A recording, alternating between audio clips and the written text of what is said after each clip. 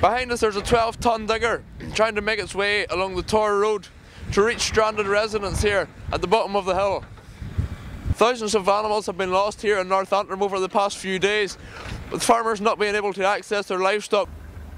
Angry farmers here in North Antrim are asking the question why the Department of Agriculture have not arranged to have feed and supplies airlifted into these severely affected areas. The massive clean-up operation continues in North Antrim here tonight. At 3 AM these 12-ton diggers are still working tirelessly to try and clear the roads into Tor Head, County Antrim. Earlier on today we spoke to James McAuley, who's lost several livestock in his barn which collapsed. Couldn't have come at a worse time of the year. We're just about 10 days into full swing lambing here, and you know, a lot of the sheep was brought into lamb here, and things was a complete disaster. We managed to save quite a lot of them and turned a lot of the heavy pregnant ewes outside. They were turned out here on Friday night, and since Friday night, Saturday, and not anything that is lambed outside, the lambs are all dead. We've saved no lambs at all this last 2 or 3 days. There's also a batch of 180 ewes that was due to come into lamb, and they're stuck out on the hillside.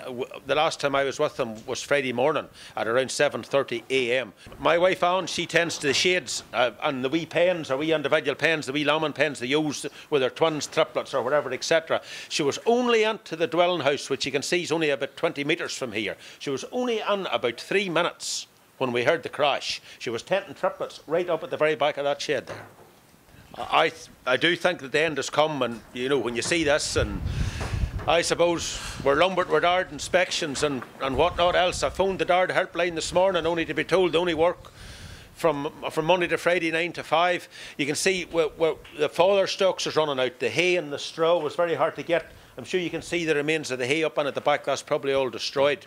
There's no feeding stuff, there's no nothing.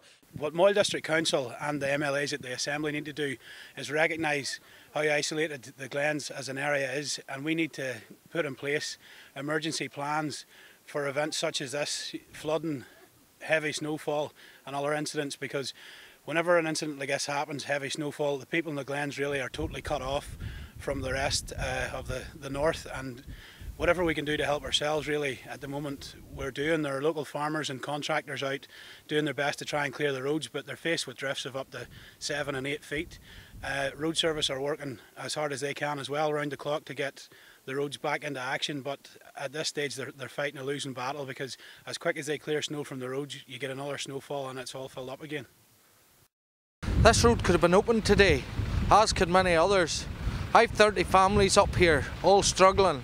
They've no power, they've no heat, they've no essential resources. We have people at risk here, we've elderly and we've kids up here, and they feel abandoned by DRD Road Service. DRD Road Service had an opportunity to bring in private contractors today, and they failed. They had nobody on the ground. Now we can understand the Cushendall Road being opened. It's the main thoroughfare and it was essential. But other roads were abandoned and left to their own devices. Neighbours have acted in the best possible way they could to ensure the safety of those around them, and I want to give them credit for that. But essentially, I want to ask, where is Danny? Where is DRD?